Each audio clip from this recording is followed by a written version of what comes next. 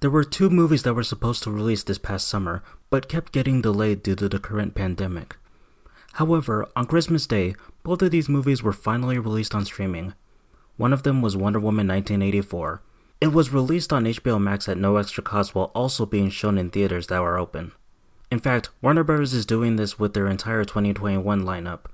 But we're not here to talk about Wonder Woman. We're here to talk about an actual good movie, and that movie is Pixar's newest original film, Soul, released on Disney+. Soul is a movie about a middle school music teacher named Joe Gardner who gets a gig to play piano, but after an accident, he ends up in a world full of souls. While in there, he meets a soul named 22 because she's the 22nd soul to be made, and Joe tries to help her understand the joys of life. This movie was directed by Pete Docter, who has made 3 other Pixar movies, Monsters Inc., Up, and Inside Out. I loved all 3 of these movies, so I was excited to see his next work, and he did not disappoint. This is the first Pixar movie to have a black protagonist. I've heard many people take issue with the fact that they turned the main character into a different creature, similar to how Tiana was turned into a frog in Princess and the Frog. However, the stuff in the Soul World isn't even half of the movie. It goes in a completely different direction after about 30 minutes. So if you were turned off by this in the trailers, just know that most of the film isn't like that. I gotta say, Pixar's marketing team deserves more credit because they managed to hide a major plot point. I won't give away what happens, I'll just say, when it first happened, I rolled my eyes. I was like, really? They're doing this kind of plot?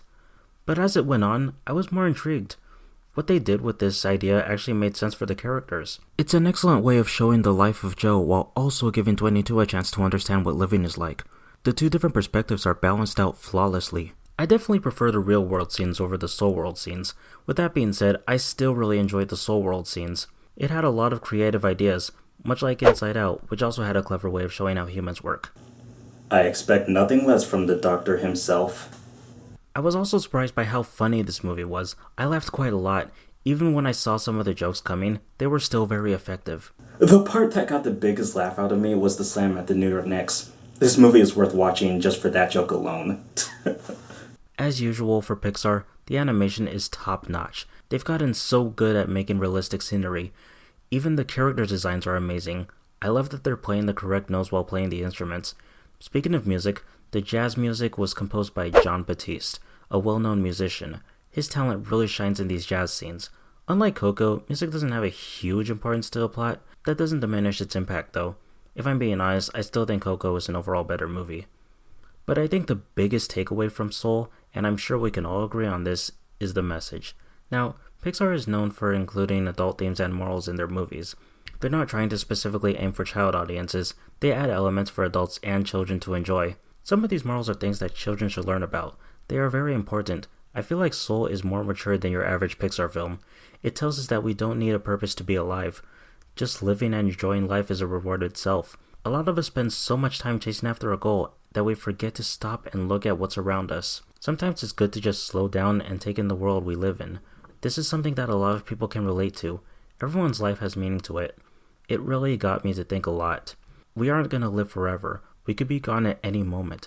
In fact, this is the kind of message we need at a time like this.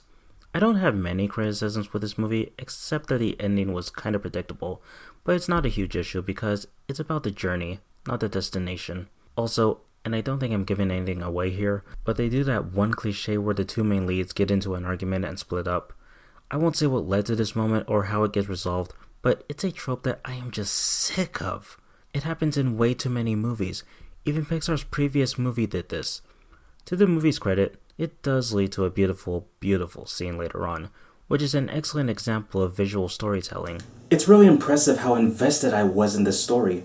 I can't say the same for another recent movie. I did not like Wonder Woman 84. Just wanted to point that out. Anyway, I love Soul, and I consider it one of my top 5 favorite Pixar films. I know I've been harsh towards Disney lately, but they can still come out with something original and good when they want to. It's almost as if Pete Docter can't make a bad movie. All of them have been great. I am really happy that he is the current head of Pixar. I am excited for the future of this studio. If you have Disney Plus, I highly recommend watching the movie. Pixar really put a lot of heart and soul into making it.